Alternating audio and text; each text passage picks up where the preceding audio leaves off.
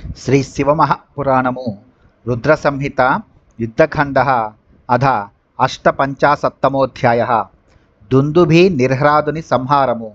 సనత్కుమారోవాచ శృణువ్యాస ప్రవక్ష్యామి చరితం శశిమౌళినః యదా దుందుభి నిర్హ్రాద మవదీద్దితిజం హరః హిరణ్యాక్షే హతే దైత్యే దితిపుత్రే మహాబలే విష్ణుదేవేన కాలేన ప్రాపదుఃఖం మహద్దితిః దైత్యో దుందుభి నిర్హ్రాదో దుష్టః ప్రహ్లాదమాతులః సాంత్వయామాస తాం వాగ్భిర్దుఃఖితాం దేవదుఃఖదః అద దైత్యస్య మాయావి దితిమాశ్వాస్య దైత్యరాట్ దేవాః కథం సుజేయాస్యుర్ ఉపాయమచింతయత్ దేవైశ్చ ఘాతితో వీరో హిరణ్యాక్షో మహాసురః విష్ణునా చ సహ భ్రాత్ర సచ్చలైర్దైత్యవైరిభిః కింబలాశ్చ కిమాహార కిమాధారా హి నిర్జరాః మయా కథం ను జేయాస్సురిత్యుపాయ చింతయత్ విచార్య బహుశో దైత్యస్తత్వం విజ్ఞాయాస్ నిశ్చితం అవశ్యమగ్రజన్మానో హేతవోత్ర విచారతః. సనత్కుమారుడిట్లు పలికెను, ఓ వ్యాస, చంద్రశేఖరుడగు హరుడు దుందుభి నిర్హ్రాదుడనే రాక్షసుని సంహరించిన వృత్తాంతమును చెప్పెదను వినుము. దితిపుత్రుడు మహాబలశాలియగు హిరణ్యాక్షుని విష్ణుదేవుడు సంహరించిన తరువాత దితి చాలా కాలం వరకు మహాదుఃఖమును పొందియుండెను. ప్రహ్లాదుని మేనమామ దుష్టుడు దేవతలకు దుఃఖమును కలిగించువాడు అగు దుందుభి నిర్హ్రాదుడనే రాక్షసుడు ఆమెను మంచి మాటలతో ఓదార్చెను. మాయావియగు ఆ రాక్షసేశ్వరుడు దితిని ఓదార్చిన తరువాత దేవతలను జయించే ఉపాయమును గూర్చి ఆలోచించెను. వీరుడు మహారాక్షసుడు అగు హిరణ్యాక్షుని రాక్షస శత్రువులకు దేవతలు ఇంద్రుని ఉపేంద్రుని ముందిడుకొని మోసముతో సంహరించిరి. దేవతల బలమేది, వారి ఆహారమేది, వారి ఆధారమేది, వారిని నేను తేలికగా జయించు ఉపాయమేది అని అతడు ఆలోచించెను. ఆ రాక్షసుడు పరిపరి విధముల ఆలోచించి దీనికి బ్రాహ్మణులు మాత్రమే కారణమని నిశ్చయించెను. బ్రాహ్మణాన్ హంతు మసకృదన్వధావత వైతతః దైత్యో దుందుభి నిర్హ్రాదో దేవవైరీ మహాకలః యతః క్రతుభుజో దేవాః క్రతవో వేద సంభవాః తే వేదా బ్రాహ్మణాధారాస్తతో దేవబలం ద్విజాః నిశ్చితం బ్రాహ్మణాధారాః సర్వే దేవాః సవాసవాః గీర్వాణా బ్రాహ్మణబల నాత్ర కార్యా విచారణ బ్రాహ్మణా యది నష్టాః స్యుర్వేదా నష్టాస్తతః స్వయం అతస్తేషు ప్రణష్టేషు వినష్టాః సతతం సురా యజ్ఞేషు నాశం గచ్చత్సు హతాహారాస్తతః సురాః నిర్బలాః సుఖజ్జయాః స్యుర్నిర్జితేషు సురేష్వధా అహమేవ భవిష్యామి మాన్యస్త్రి జగతీపతిః ఆహరిష్యామి దేవానామక్షయాః సర్వసంపదః నిర్వేక్ష్యామి సుఖాన్యేవ రాజ్యే నిహతకంటకే ఇది నిశ్చిత్య దుర్బుద్ధిః పునశ్చింతితవాన్ కలహ. తరువాత దేవశత్రువు పరమ దుర్మార్గుడోగు దుందుభి నిర్హారాదాసురుడు బ్రాహ్మణులను సంహరించుటకై పలుమార్లు వారి వెనక పడెను. యజ్ఞములలో ఇయ్యబడిన హవిస్సును దేవతలు భుజింతురు. యజ్ఞములకు వేదములు ఆధారము. ఆ వేదములు బ్రాహ్మణులపై ఆధారపడి ఉన్నవి. కావున దేవతల బలము బ్రాహ్మణాధీనమై ఉన్నది. ఇంద్రాది దేవతలందరూ నిశ్చయముగా బ్రాహ్మణులపై మాత్రమే ఆధారపడి ఉన్నారు. వారి బలము బ్రాహ్మణులే, దీనిలో సందేహము లేదు. బ్రాహ్మణులు నశించినచో వేదములు వాటంతట అవే నశించును. ఆ వేదములు నశించినచో దేవతలు నిశ్చయముగా నశించెదరు. యజ్ఞములు నశించినచో తరువాత దేవతలకు తిండి లేక నిర్బలులగుదురు. అప్పుడు వారిని తేలికగా జయించవచ్చును. దేవతలను జయించిన తరువాత ముల్లోకములకును నేనే అధిపతినై మన్ననలను పొందగలను. అప్పుడు నేను దేవతల అక్షయ సంపదలన్నింటినీ లాగుకొనేదను. అప్పుడు నిష్కంటకముగా రాజ్యము నేలుతూ దుఃఖ సంపర్కము లేని సుఖములను అనుభవించెదను. ఆ దుర్మార్గుడు ఇట్లు నిశ్చయించుకొని మరలా ఇట్లు తలపోసెను. ద్విజాః క్వ సంతి భూయాంసో బ్రహ్మతేజోతి బృంహితాః శృత్యధ్యయన సంపన్నాస్తపోబల సమన్వితాః భూయసాం బ్రాహ్మణానాం తు స్థానం వారాణసీ ఖలు తామాదా ఉపసంహృత్య యాయాం తీర్థాంతరం తతః యత్ర యత్ర హి తీర్థేషు యత్ర యాత్రాశ్రమేషు చ సంతి సర్వే అగ్రజన్మానస్తే మయాజ్యాః సమంతతః ఇది దుందుభి నిర్హ్రాదో మతిం కృత్వా కులోచితాం ప్రాప్యాసి కాశీం దుర్వృత్తో మాయావి వ్యవధి ద్విజాన్ సమిత్కుశాన్ సమాదాతుం యత్ర యాంతి ద్విజోత్తమాః అరణ్యే తత్ర తాన్ సర్వాన్ స భక్షయతి దుర్మతిః యథా కోపి న వేత్యేవం తథా చెన్నో భవత్ పునః వనే వనేచరో భూత్వా యాదో రూపో జలాశయే అదృశ్యరూపీ మాయావి దేవానామప్యగోచరః దివాధ్యాన పరస్తిష్టేన్మునిర్ వన్మునిమధ్యమగः ప్రవేశముటజానాం చ నిర్గమం హి విలోకయన్ యామిన్యాం వ్యాఘ్రరూపేణ భక్షయద్ బ్రాహ్మణాన్ బహూన్ నిస్సంకం భక్షయంత్యేవం నత్యజత్యపి కీకసం ఇత్తం నిపాతితాస్తేన విప్రా దుష్టేన భూరిసః. అతిశయించిన బ్రహ్మ తేజస్సుతో వర్ధిల్లువారు, వేదాధ్యయన సంపన్నులు, తపోబలముతో కూడిన వారు అగు బ్రాహ్మణులు అధిక సంఖ్యలో ఎక్కడ ఉన్నారు? బ్రాహ్మణులు అధిక సంఖ్యలో నివసించు నగరము వారణాసి గదా. దానిని ముందుగా వినాశము చేసి తరువాత మరి ఒక తీర్థమునకు వెళ్ళగలను. ఏ ఏ తీర్థములలో ఏ ఏ ఆశ్రమములలో బ్రాహ్మణులు గలరో వారినందరినీ నేను భక్షించవలెను.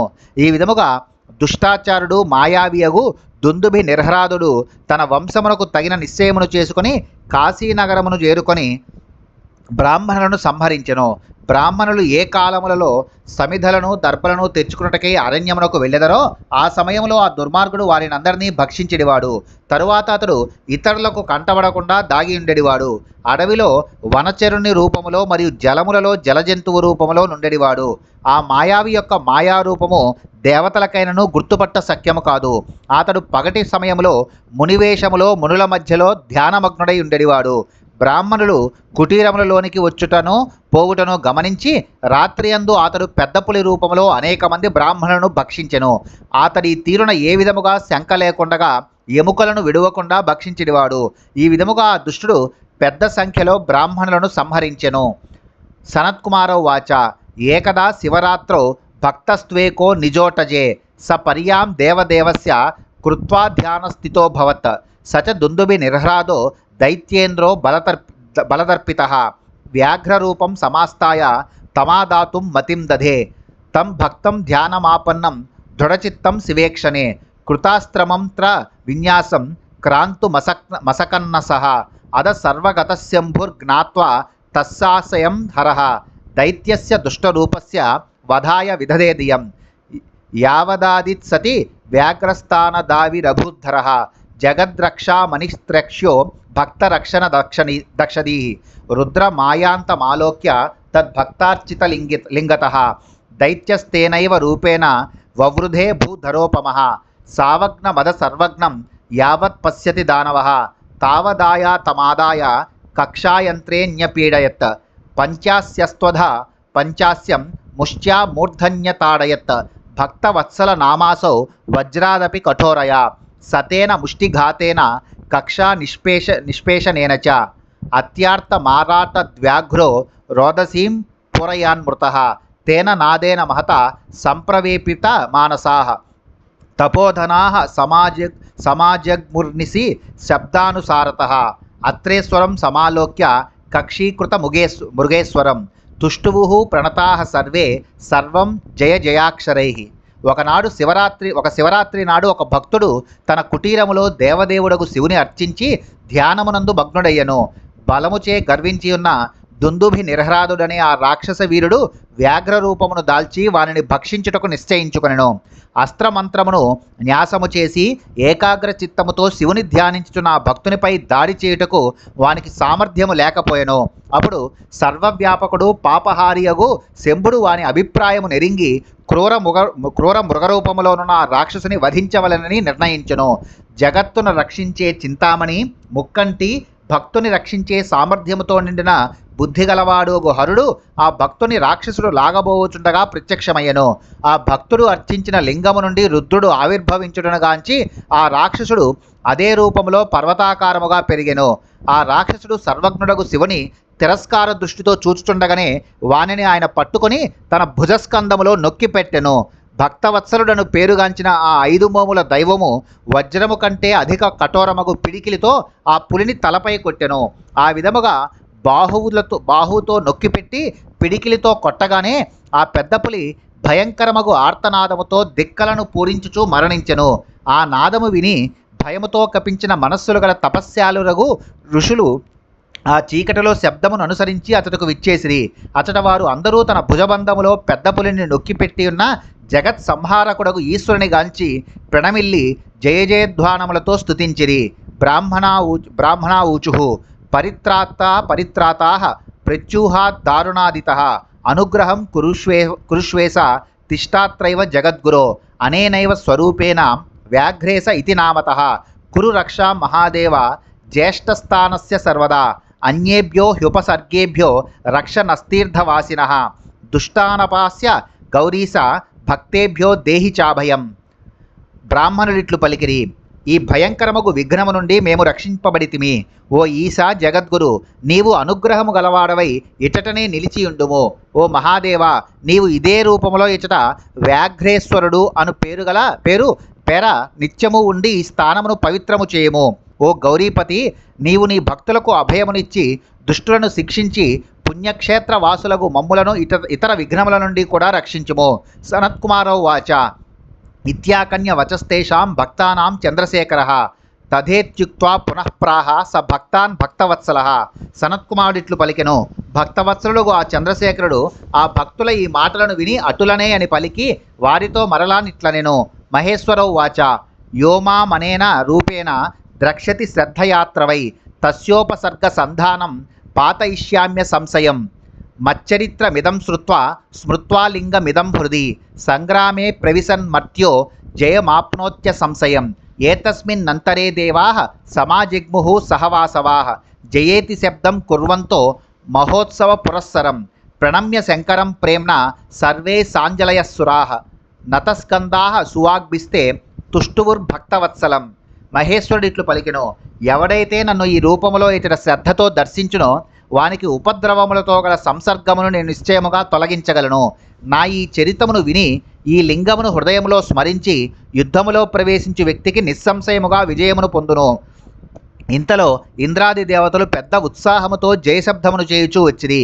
ఆ దేవతలు భక్తవత్సలుడకు శంకరునకు ప్రేమతో చేతులు జోడించి తలలను వంచి నమస్కరించి చక్కని వచనములతో స్తుతించిరి. దేవావూచుః జయశంకర దేవేశ ప్రణతార్తి హరప్రభో ఏతదుందుభి నిర్హరాద వధాత్రాత వయం సురాః సదా రక్షా ప్రకర్తవ్య భక్తానాం భక్తవత్సల వధ్యాః ఖలాశ్చ దేవేశ త్వయా సర్వేశ్వర ప్రభో. దేవతలు ఇట్లు పలికిరి, ఓ శంకర దేవదేవ, నమస్కరించిన వారి కష్టములను బాపువాడా ప్రభు, నీకు జయమగుగాక. నీవి దుందువి నిర్హరాదుని సంహరించి దేవతలమగు మమ్ములను రక్షించితివి. ఓ భక్తవత్సల దేవదేవ సర్వేశ్వర ప్రభు, నీవు సర్వదా దుష్టులను వధించి భక్తులను రక్షించదగును.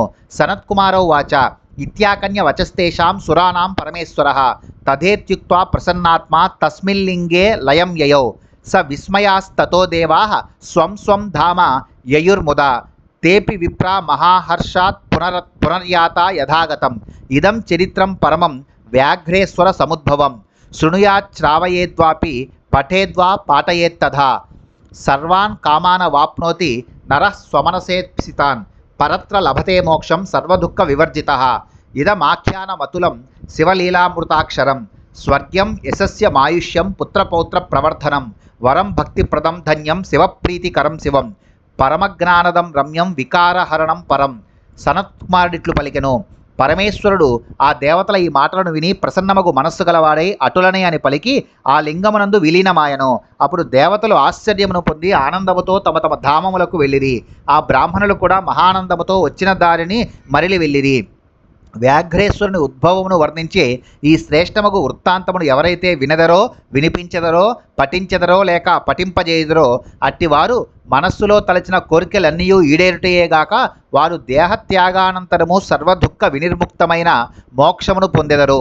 శివలీలను అమృతాక్షరములలో వర్ణించే ఈ సాటిలేని గాథ స్వర్గమును, యశస్సును, ఆయుర్దాయమును ఇచ్చి పుత్ర పౌత్రాభివృద్ధిని కలిగించును. ఈ గాథ పరమభక్తిని ఇచ్చి మంగళములను కలిగించును.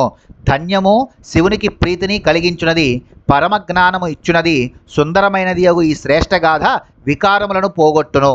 ఇది శ్రీ శివమహాపురాణే రుద్రసంహితాయాం యుద్ధఖండే దుందుభి నిర్హరాద వధవర్ణనం నామ 850తమోధ్యాయః. శ్రీ శివమహాపురాణములోని రుద్రసంహిత యందు యుద్ధఖండలో దుందుభి నిర్హరాద వధవర్ణనం అనే 78వ అధ్యాయము ముగిసినది.